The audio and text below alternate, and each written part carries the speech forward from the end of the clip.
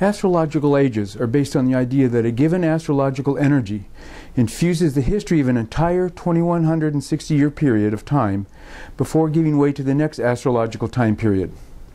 Researching these ages for the last 35 years, I have found that ages are extremely accurate at describing history, and that religion and mythology change direction every 2200 years or so in response to these changes in ages. Aries age religions, covering the years from 2160 to 0 BC, were all warrior religions that supported the Aries love of war and the spiritual path of the warrior as holy or glorious. The Greek religion of Mount Olympus and their gods and goddesses constantly battling each other is a prime example.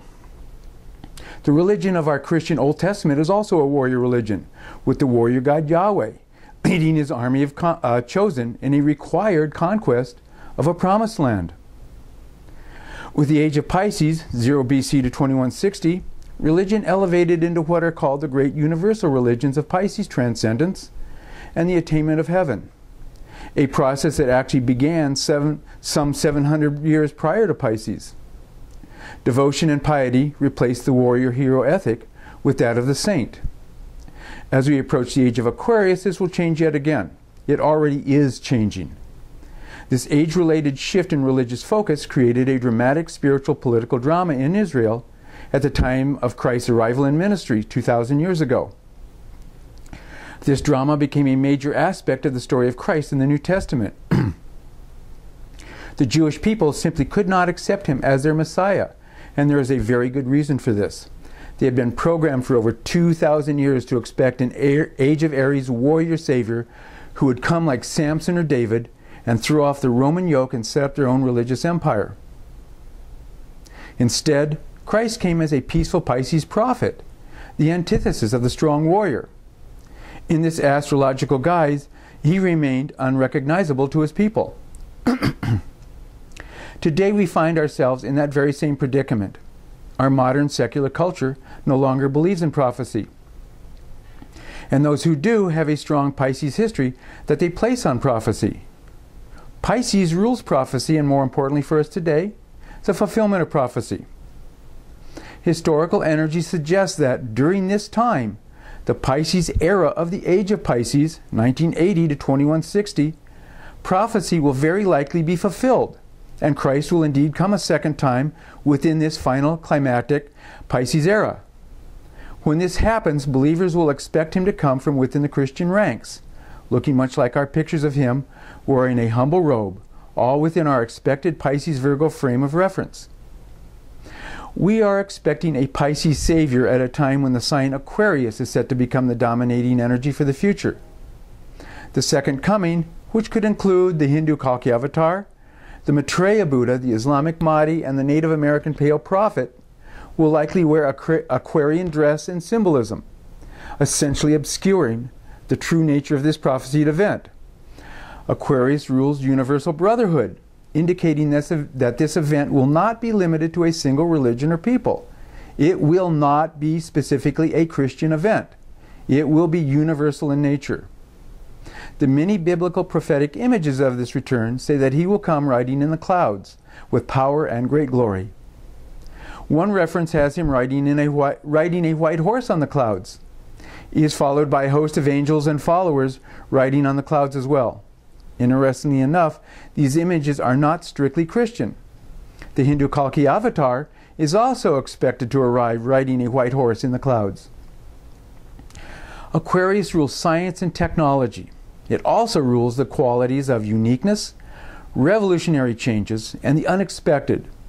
His arrival could easily coincide with the highly technological, unusual, totally unexpected, wacko fringe, revolutionary ideas of UFOs and extraterrestrials. ETs possess a highly advanced spiritual science and technology. These beings belong to a galactic collection of civilizations, the Galactic Federation, all highly advanced and quite utopian in nature. Aquarius rules utopia. So how does this play out? One type of spacecraft that ETs use is called a cloud ship. These ships create an enveloping cloud around them that then pulls back when they wish to reveal themselves. Christ returning riding a white horse in the clouds with power and great glory could so easily be riding in a white or shiny cloud ship. These alien ships easily convey the idea of power and great glory.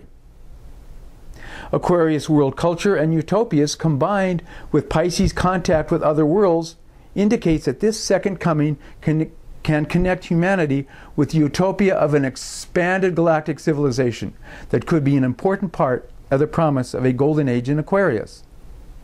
That this second coming is from the stars will deflate any tendency for specific religions or communities to elevate themselves above others as the chosen group within which the Savior arrives.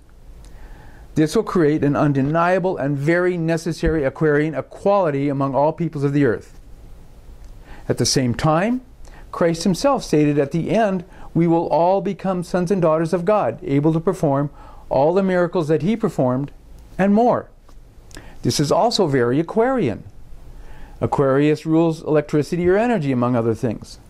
This transition will embrace a possible energy shift for humanity, allowing us to rapidly evolve into what we would call light bodies, to replace our heavy, solid physical bodies. According to ET information, these light beings have on board their ships resonant frequency technology that can transform our physiologies, opening us up to higher levels of spiritual connection and the ability to perform what we presently call miracles. ETs may also play an essential part in our prophecy of the rapture. The rapture will take up those people who have good hearts and who live lives of love and compassion for others. The huge ET ships are supposedly already here, ready and waiting for permission to land and make contact in preparation for this event. This theory is supported in my mind by a Piscean vision that my friend Heidi Ramsby recently had. She saw herself standing in the ocean along with hundreds of other people. They were standing on the water. Looking up, she saw in the distance a huge cloud that covered the entire horizon. She knew immediately that it was a cloud ship. As she was standing there, others became aware of the cloud ship and began looking up at it. As this happened, she physically felt a powerful sense of spiritual and personal transformation envelop everyone.